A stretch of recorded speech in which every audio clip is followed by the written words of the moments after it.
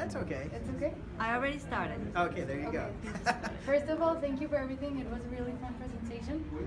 Why should principals consider redesigning around a blended model? I think it's important for principals or any leader to always be aware of all of the choices that are out there. And these days, there's just as many, if not more, technologically mediated choices as there are face-to-face ones. And I think people who are being led, whether it's the teachers or students, will expect that their leaders will have looked at all of the available choices before making a decision. Perfect, thanks so much. What about reality? How do you manage to settle the most precise time for online learning in order to avoid destroying a face-to-face intellectual culture? How much is enough? I think it's incredibly important to be very structured and intentional with time and balance, and that if, I think the calendar and scheduling and trying to make sure that if there's time blocked off for some online interactions, there's also time blocked off for putting things away. One of the most helpful practices I've seen is literally setting up a daily calendar reminder that's just 10 minutes of turning everything off and just walking down the hall and developing habits around disconnecting.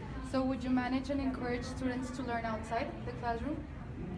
I think students and everybody is already learning. I think it's just done with more, it's done either formally or it's done informally. Like for example, a biology class, like let's go outside and look at the plants and everything like that. Would you encourage Oh, that? well, of course. I think if those opportunities are available, I don't think the technology is ever going to replace what can be done physically.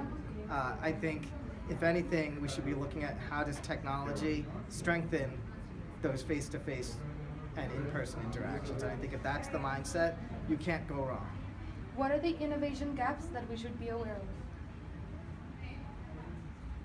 Well, I think there's just a lot of uncertainty. I think there's, especially when it comes to the speed at which things are connected and information is transferred, so much is now happening that we're not aware of all of the processes, and to a degree I think that disconnect is going to keep happening more and more. So just like, not everybody needs to know how to repair a car these days, but to a degree we still have an understanding of how a car works, whether it's fuel and an engine and then it goes and all of those things. That same level of understanding is not there necessarily for when you send an email or when you post something on social media or when you are watching a video, that it's so complex what's happening behind the scenes that you're not able to always make the most informed decisions. Thank you so much for your time. Thank you. It was a great presentation.